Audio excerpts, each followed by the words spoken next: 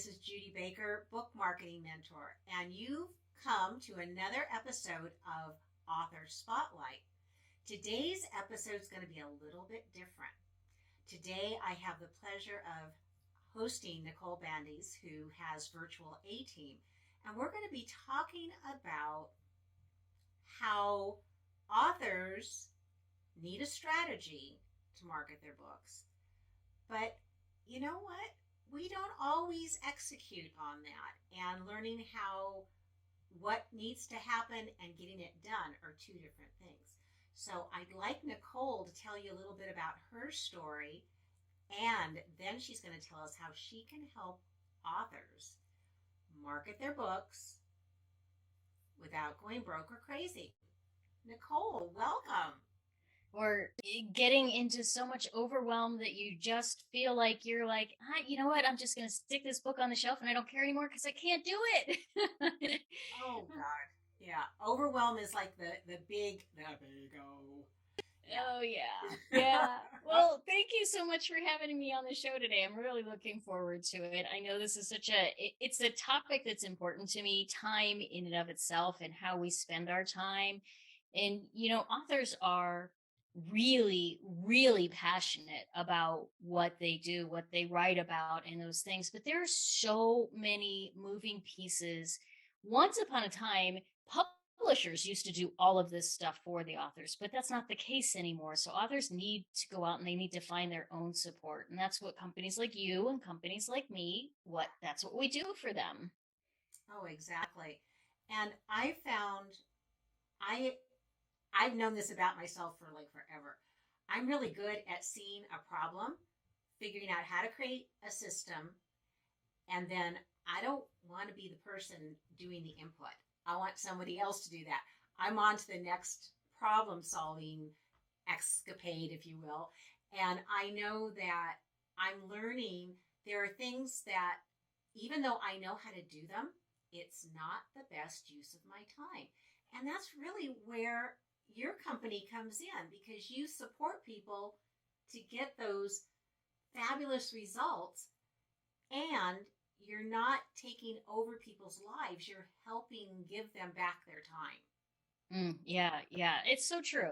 We provide a wide variety of experts to our clients, and that's one of the things that's a little bit unique in the way that we have structured the business. Mm-hmm. And we can provide people that are going to help with graphic design and social media and podcast guest outreach and all of these other areas, email marketing, and all of these things that authors need to help market their book, and all of the things that you're teaching them. Hey, you need to go set these things up.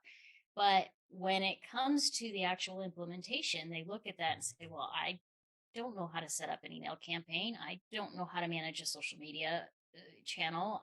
I don't I don't know, and I don't want. So we provide all of those skills for them. Well, I think with the way you created your business, I mean, you did this very deliberately because of what happened in your life. And I'd love for you to share that with our audience so that they get an idea of why this is so important to you and why you are so successful at having your business work for you. Yeah, for sure. And, we're coming up now on 9 years. And, I'll go into it, but I still get goosebumps every time I think about it, or every time I share it. And not just from the point that's going to become clear, but also from the point of knowing the awareness that I can hopefully bring to other people. But 9 years ago, my husband and I lost one of our sons, and he was 3 weeks away from his 18th birthday, and it was 4th of July, of all things. So it makes that day a little bitter for us. And we got the phone call, from his biological mom. I'm actually his stepmom, but he's been in my life since he was 4. That he died in a head-on car crash, and I had a choice to make. And I am an author. I had previous to this incident, wrote a book called Positivity on Purpose, all about how to be a more positive person and bring more positivity into your life. And so through that experience and through having written that book, I had so many people saying, well, if anybody can get through this, you can get through it. And I'm like, yeah, that's not really what I want to hear right now. But I can vividly remember driving in the car one day and thinking to myself, I really don't have any coulda, woulda, shouldas. And that was a powerful awareness, because I would venture to say there's a very, very small percentage of people that if they lost somebody, they can look at how they spent time with that person and not have some regrets. But I'd always been very deliberate with the way that I spent my time, and very conscious with the choices that I made, and making sure that they understood, look, I'm going to be at your baseball practices, but I might be doing some work. Now, when it comes time to your baseball game, I'm 100% fully present for you. So let's negotiate these times and make sure that we're both on the same page. And I realized I have an opportunity to give that kind of time back to other people.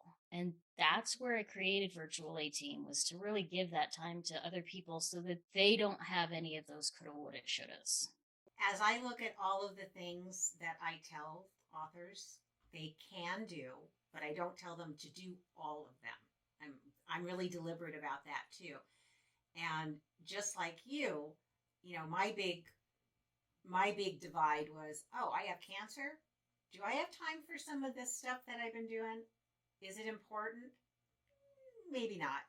So I let some things go. And then, of course, we've all been through this pandemic, and it happened again. Do I need to do all this stuff? What do I need to do? How do I want to connect with people? And being deliberate, I think that is the key. That is really the key. It's not about being everywhere 24/7. It's about when you are with people, being with them 100%. Putting out content that is 100% in congruence with who you are. And learning to have people who can support you and who really do get it and aren't going to be, what do I want to call it? There were some people, and you probably had this too, like you said, people said, oh, you can get through this because you wrote this book on positivity. Well, there are people who want to take control who have no business, and it's not their place. And recognizing there are people who can be like on your board of directors, and then there are people that you can just talk to, but those bossy pants, they're not in my life anymore. Yeah. Oh my gosh. I love that. Because, it's certainly, I mean, it's taking the opportunity to look at and reflect, where's the advice really coming from? Is that somebody that you want to model your life after? Or is that somebody that you're like, gosh, I think I could be giving some more advice to you, and you need to be following that, So, I mean, it is true. It's very true. But that's one of the things that I love about the opportunity for us to collaborate and work together, because being very strategic with those things, you can provide that strategy. You can provide those, the framework, the roadmap. That's the term I'm looking for, so that the authors know exactly, okay, I need to do, this, and this. And when I get to this junction, I need to turn left. And when I get to that junction, I need to turn right and then do the roundabout and, all those good things. You can provide all that, but that doesn't mean that the author wants to then sit down and actually drive the car. And that's where we come in. Oh, that makes me think, yeah, it's nice. I can be in the back seat and I'm directing where we're going. And you all are taking away that worry. Is it getting done? Am I on the right street? Can I pay attention? It just makes life so much better. And well, a personal thing that happened, I was working on something, and I work in this program, but I don't work in it frequently. And I was going, okay, I know that this does this, but where is it that I'm going? Well, it would be better for me to say, okay, here's what I want to have happen. Here, could you please set this up for me, and I'll review it and I'll be good. because I think we share this. It needs to be in the voice of your client. It doesn't need to be in somebody else's voice.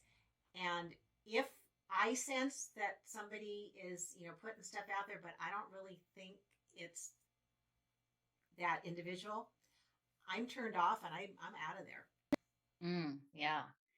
Yeah, and and there's so many quote unquote roadmaps out there. And a lot of times when an author or a coach is trying to kind of piece together all of these roadmaps, and they're getting a little part of it from over here that's free, and a little part of it over here that's free, and then all of a sudden they get halfway into it and they're like, okay, now I've got 10 different social media channels that I'm trying to manage, and I've got a website, and I've got a landing page, and I've got 5 different lead-ins or opt-ins, and how the heck am I supposed to have time to actually write and market this book?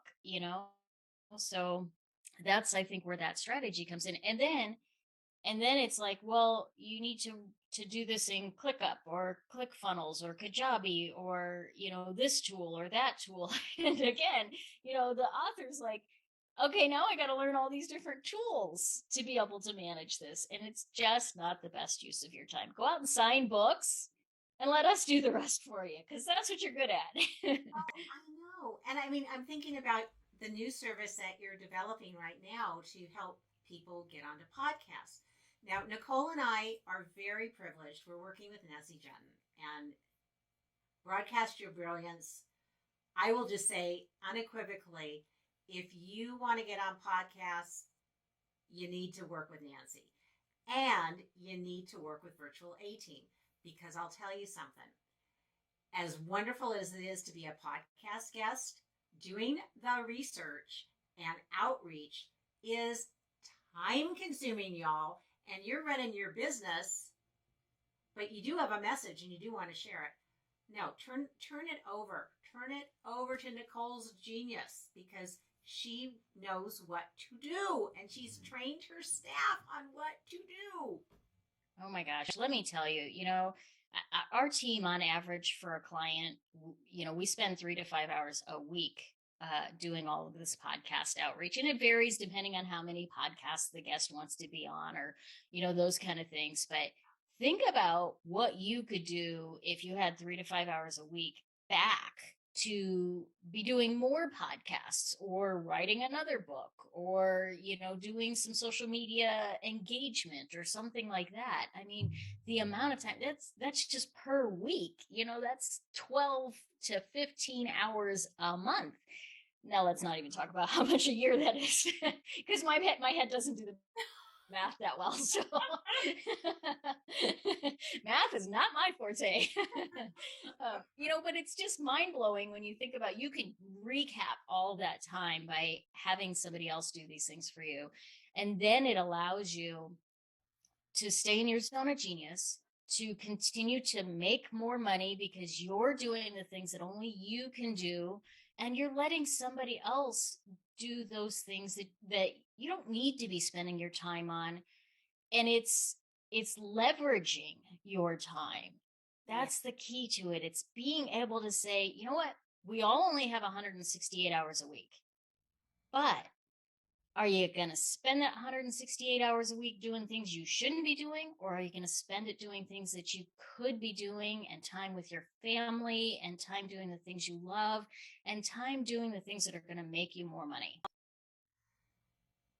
Well, you really just are so on target with that. Every time any of us sits down and goes, well, oh, this will only take me 5 minutes. Yeah, no, that is not usually what happens. And as you said, if you're not doing the things that you are on this earth to do, if you're not working where it's only something you can do, then you have to say, okay, so what am I giving up to now put my attention on something that I could very easily delegate? I think, and you probably encounter this. One of the reasons people are reluctant to delegate is they haven't standardized their operating procedures. It means, yeah, at the beginning, you probably are going to spend a little bit more time than you will down the road being very clear about your intentions. What are the steps? What are the outcomes? And then if you turn that over to someone, they may say, oh, if I see here's your intention and here's the outcome you're looking for, I know how to do this better. And so could we do it this way?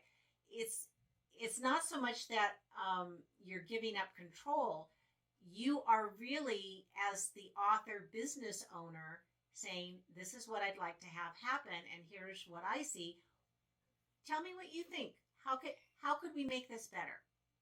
Yeah, that's it's so true because, and there's two things to that. One is, you can go through the process of setting up all of your standard operating procedures and spend the time to do that and really map out everything step by step. And then you can go hire a VA at a very low cost that can just follow those step by step procedures. But I sort of equate that to the Burger King burger flipper versus the chef, the culinary Michelin 5-star chef, that when you say, prepare me a dinner for 25 people, they say, do you want seafood or do you want turf? And that's all they ask you. And then they take it and they create something that is so beyond your ability to even comprehend existed in the world. You are thoroughly blown away. So there's two different approaches to this. Certainly you can create all of those standard operating procedures, but you could also just hire somebody that can do all that for you and create all of those for you, and save you even more time. You're still going to have to participate. You're going to have to answer a few key questions, but you're not taking the time of writing down step by step and let me tell you, I've created standard operating procedures. They can be time consuming in and of it themselves. Yes. So delegate that too, but make sure that you're delegating it to that Michelin chef and not to the Burger King burger flipper. Just the very fact that you said that, because one of the companies I worked for, the guys who founded it had been like one of the largest Burger King franchises. And I'll tell you, I didn't discover right away, but our way of dealing with people and the world, completely different. Mm. Yeah. I respect the individual and what they bring to the party. And I like what you just said about hire someone who is competent and creative, and that's their passion, to create those systems and to, document it, because it does take a lot. And I've written enough of them. I don't love doing it. I've done it. And I was always the person that you could turn to. But you'd have to hire 3 of me to then replace me if I moved on, because right. I was so good at doing that. Oh, wow. And what I left you speechless. You did, because I'm thinking about there today especially, and it's even changing now, because I was just listening to this whole conversation about NFTs, and it's beyond crowdsourcing publishing, but it's community publishing. With what we have today, even the big publishers, you still have to do all the marketing. They will do about this much, unless you've already sold over 100,000 books. And if you've done that, we're not talking to you, probably. Right. Stephen King, we're not talking to you. Well, exactly. But he still does this. He shows up. He teaches classes. He appears on shows. He's very funny. He's very personable. He's doing stuff with his kids. But the secret is you need to be visible. Yes. And if you're spending your time fussing around with software, how visible are you? Whereas if I collaborate with you and I say, okay, here's the part I want to do, here's the part I would like you to do for me, then I'm able to use my time the best way possible. and you can amplify my visibility and Right. take away some of that stress of, well, what should I be doing? Where should I be? How am I going to do this? Maintaining that content calendar. There are a lot of moving parts, and the truthful fact of this world is authors who are visible, who show up, who are speaking, whether it's in person, virtually, putting out helpful information. Because remember, we're dealing with nonfiction authors who are business owners. If you're sharing tips from your knowledge, I'm far more likely to want to know you, want to work with you, want to read your book, want to hire you, because now I've gotten to see you really know what you're doing. And that, I think, if that was the only message people got from me, if the author only understood that, then I feel like I've accomplished my mission in life. I want people to know how brilliant you are. So what are you doing to get in your way, and what are you doing to get out of your way? And that's why I love collaborating. And I've always been a fan of collaborating. Yeah. Yeah. And that visibility piece, I think of James Clear and Atomic Habits. Like when he wrote that book, I don't listen to every podcast under the sun, but I think he must have been on easily 8 or 10 podcasts that I listened to. He was everywhere. He was absolutely the most visible person that you can imagine. And his book is one of the best selling nonfiction books there is. I mean, hands down, that's what visibility can do for you. And I guarantee you, he did not do that all by himself.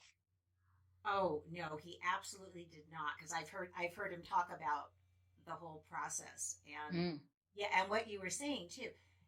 When and I think you found this out too, as you have expanded your podcasting repertoire. If you show up and you're a good guest, hosts will recommend you to other hosts.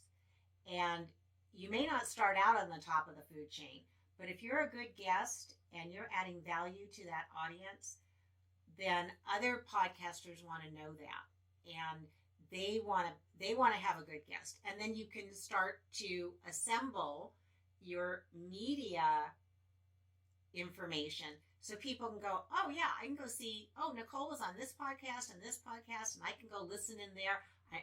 And you have your own show as well. So I'm going to listen to you on your show, but I'm also going to listen to you on other people's shows. Right. I get a different perspective. And yeah, James Clear, if you just, any of you, put his name in any podcast directory you choose, and you will be blown away. Yeah. But his book is also amazing. For sure. Yeah, but that's the power of leveraging your time. Absolutely true. What's the one thing, if you could pick out one thing that gets in your way, what would it be? And you didn't know I was going to ask you that, so I did not. I think, and I think this actually makes me better at my job.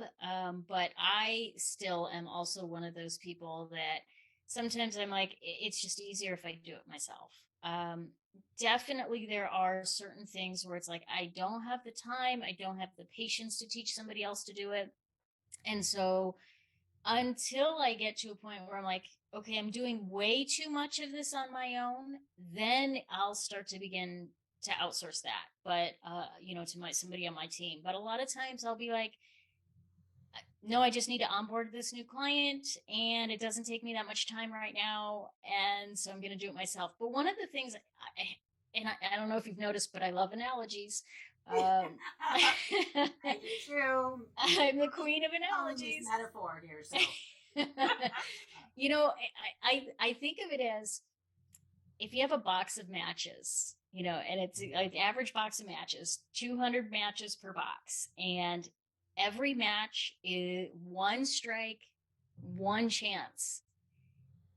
And if you think about those 5-minute projects or tasks as one strike of one match, eventually you're going to run out of matches and you're not going to have anything left to start the next fire. But if you hire somebody or outsource that to somebody that's creating matches all the time, they never run out of matches because they're always making more. Love it. Love it. Now, you've been able to create a life where you're working about 20 hours a week. And you're crazy, right? You're making more money than you ever did either. So yes. That's, I mean, right there is like, you've got my attention. What was the first thing that you turned over to somebody that started generating more dollars than your time? You know, for me, it was very intentional from the very beginning. It was because I'm also more of that big picture thinker, and I can help people create plans and processes, but I get bored with the details. So, I mean, we're twins. It's my business, and yet I know that about me. So I knew that I had to have people on the team that would be able to take care of the details so that I could focus on the big picture. So initially it was really having team members that could work directly with the clients. And I knew going in that my role was going to be to manage the team members and help direct them and help educate them and train them, and then still do the outreach to prospective new clients and do the marketing and those kind of things in my job. So offloading the hands-on work was, for me, the first thing. Now, I know that's not the first thing that most people are going to do, but my company was a little bit different in that regard. I mean, because you work in a lot of different areas now. So are you constantly adding more people to your company? Yeah, we just hired a new graphic designer. We just hired a new website designer. We just hired a new video editor. And I'm currently going through applications and looking to hire a new virtual assistant that really focuses on doing that podcast guest outreach and some of the other little admin type tasks that we can hand off. So that's the other core of my position, is hiring and managing, or hiring and training those new team members so that they're ready when we have new clients come in. Yeah. And your team members can work in a number of different industries. So it's not just specific to authors, but you've got some really talented people who are familiar with publishing and what goes into marketing your materials, your books. And we should say there are other things besides the book that book can become. That's my talent, is helping you figure that part out. But in terms of turning it into those other things, that's where your team really shines. Yeah, we specialize in working with online or service-based type entrepreneurs, those that are knowledge experts. Mm-hmm. So course creators, coaches, authors, speakers, those individuals that work sort of in that niche of taking the knowledge that's in their head and being able to put it out into the world, and doing that virtually. So that's our sweet spot. We don't do anything with e-commerce type businesses. We don't do anything with like brick and mortar or blue collar type businesses. Not that there's great VAs out there for those industries. That's just not our niche. Mm-hmm. But because that's what our focus is, there's a handful of skills that everybody within those categories can really rely on and depend on. And that's where our expertise comes in, and being able to say, yeah, we can cover these programs, these tools, these systems, these knowledge bases, and really provide that expert level service to our clients. Well, I know you've spoken about this when people are just starting to consider using a VA, or maybe they bought a VA, but they're not quite getting the results that they want. What are some of the things that we need to pay attention to when we're looking to bring somebody in? You know, hiring your company would take care of 99% of that, but there's obviously some things you want to know from us before you say, yeah, we can work with you. Well, and it depends a little bit on the price point for who you're hiring. If you really want to be very strategic with your dollars and you want to hire somebody that is much less expensive than the average, then you're going to need to have those standard operating procedures in place. You're going to need to know exactly what you want to have done, and you're going to need to have that ability to really be on top of the virtual assistants. If, on the other hand, you're like, well, I don't really 100% know what I need to have done. I know I have to get a lot of stuff off my plate, but I need somebody to help me strategize that. I need somebody that's going to help hold me a little bit accountable. I need somebody that's going to help put those systems and strategies in place. And I don't honestly know where to start, and I don't want to manage a whole large team of people. Then that's where VirtualATeam really comes in. That's our sweet spot, is really that category of kind of taking it up a notch and saying, it's worth it to me to have the built-in team and the individuals that can manage them.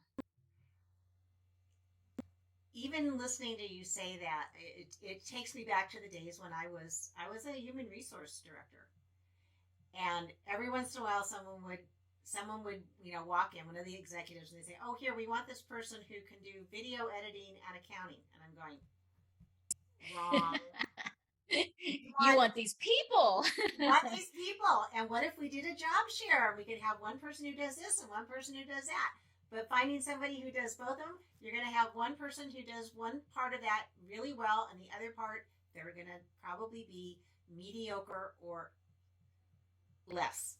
Or they say they can do it, but it's not their zone of genius. And so often they're not going to give it their full passion and purpose. And, they'll do it for you. But it's kind of like if you ask me to clean the toilet. I know how to clean the toilet, but it's not going to be the great job because I really don't want to clean your toilet. Oh, that is really a perfect picture right there. Yeah. When we're doing it or somebody else is doing something that they don't absolutely love, it's not the best solution. It really isn't. No, I agree with you. And I like that if I work with you, I'm hiring a team. I'm not going to be stuck. If there's one person, it's not just one person. It's this whole wealth of knowledge and people, and and sometimes you start working with one person, but maybe you outgrow them, or it's not quite the right dynamic. When you're working with a team, then it's easier to find somebody else to be in that position, and I think that makes sense too. I mean, one of the things I did at one point, I was responsible for hiring seasonal help. That meant over 1,000 people in less than 2 months, because it was a very seasonal thing. And for a while, I was trying to do all of the screening and hiring. And I said, you know what? I've worked with this employment agency over here, which is where I had worked in an employment agency. And I said, how about if we hired them? And we did. And the company is still, okay, this is 30 years later. They're still working with that agency for that very reason, because they had a bigger pool of people. Sure. They could process all those folks, and they were temporary. And if somebody didn't work out, they could bring somebody else right in the door. Whereas I was having to, constantly go on this very long road. So yeah, I just think it makes sense to do that. Yeah, and I want to step back, because I know my ideal client, and in their head they're hearing us talk about this idea of team, and they're thinking, oh my gosh, now I'm going to be managing all of these individual people. And that's one of the brilliant things about what I've created at VirtualATeam. And yeah, I'm going to toot my own horn, because I created this amazing thing here. The client only works with one individual, and we call that person the director of stuff you don't have time to do. So, Our directors are as a client, they're your one point of contact, and then they're working with our team of experts. And if you need a graphic designer for just your book cover, you've got a graphic designer for your book cover, and then you don't have to tell them, well, sorry, I don't have any extra work for you. I'm going to have to lay you off. No problem. They're going to go on and work with our next client that needs a book cover or social media graphics or something like that. So it's this flexibility to work with somebody for one short project or task when you don't have to go out and do all that finding and hiring and training and managing, similar to what you did with just getting that agency to do all that hiring for a short period of time. You don't have to do all of that now. They're handling it, which frees you up to do the stuff that you're going to do, that you do well. Oh, absolutely. And I'm glad you clarified that for the audience too, that they understand they're working with one person to coordinate all of the parts and pieces. They're not me. If I was hiring you, I wouldn't be hiring all of the individual people. I'm going to have that client service person who's going to do all the goodies and find the people and get the team put together. But I'm only having to communicate with one person at a time, and that makes it so much easier. Right. So, who would you like us to be on the lookout for your business? How can we help you? I love working with strategists because at VirtualATeam we have a little bit of the strategy, but we have a lot of the implementation. And I know a lot of strategists, they're just the opposite. They have a lot of strategy and very little of the implementation. They may be doing it now, but they don't want to be doing it. So that's really kind of my partnership sweet spot, are those individuals that love to share strategy with their clients, and they don't want to do the done for you stuff. Say that 5 times fast. Oh, I'm so happy that I've seen you in action, and I've seen how you support people, and it just feels comfortable. It doesn't feel like you're not making people crazy. You're helping people be calm and approach what needs to happen in a way that they actually get the work done and they get to shine. So I love that. I love that about you. Now, how could people get in touch with you? I think we have a little bit of a clue. Now, if you'll notice how Nicole has watermarked herself, you can find her right at VirtualATeam.com. And what happens when they go to your website, Nicole? They are going to go and they're going to actually be greeted with one of those nasty pop-ups that we all hate. But my pop-up is so much better because it's going to give you the opportunity to take a quiz. And that quiz, or survey, I guess is probably a better term for it, is called Can You Afford to Outsource? So when you take this survey, it is going to give you all of the information that you need to know how much can you actually pay to get some of this stuff off of your plate. And then we're going to share some of the best next steps for you depending on where you are at that point. Wow. That alone is worth the price of admission. That is brilliant. Well, is there anything we haven't covered that you would like to impart on our audience?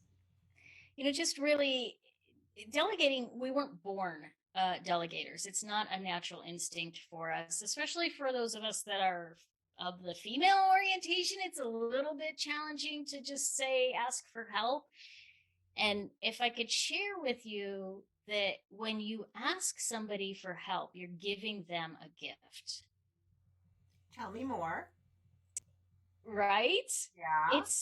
It's a gift. If you love to market books, something tells me you do, and I'm writing a book, and I'm not really sure that much about how to market my book, and I ask you for help, doesn't that light you up? It does. It does. It does. It does for sure. And you know what? I guarantee there are people out there that when you ask them for help managing your bookkeeping, it lights them up. I don't get it. Don't understand that one. But there are people out there that love doing that. There are people that love to do social media. There are people that love to manage emails. And when you ask those people for help, you are giving them the gift of getting to do the thing that they love to do the most. That is so smart. It is so, so smart. Wow. You've given so many nuggets all through our conversation. And I hope the authors out there, the busy business owners who are authors especially, will take it to heart and connect with you at VirtualATeam. And I just feel very, very lucky that I got to meet you through our Broadcast Your Brilliance experience, and that we're going to both be continuing on with that. And I'm looking forward to opportunities where we can collaborate and where my students can take advantage of all the goodies you offer. So I appreciate that. And I know this was kind of a different take on Author Spotlight, but you know what? You can't be in the spotlight if you're always in the back room cleaning the closets. You got to get out in front of that. If you know any authors who have written a book, they launched the book, and then crickets, those are the people I want to be talking to. And if you've got a book that is brilliant and you want to share it with your audience, come and join me on Author Spotlight. I'm Judy Baker, book marketing mentor, and today our guest was Nicole Bandes of VirtualATeam. We are both here to support you and your success. So visit me at bookmarketingmentor.com, and I'll see you in the future for more authors in the spotlight.